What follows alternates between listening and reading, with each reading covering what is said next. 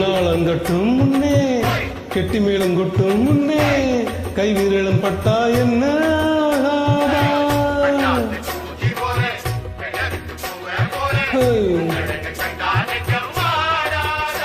அடிமஞ்ச கிழங்கு சிறு இன்ப கிழங்கு அடி பார்க்காம போறவளு குருவம்மா ஒரு பெண்ணன வந்தது பொண்ணுல பண்ணிய உருவமா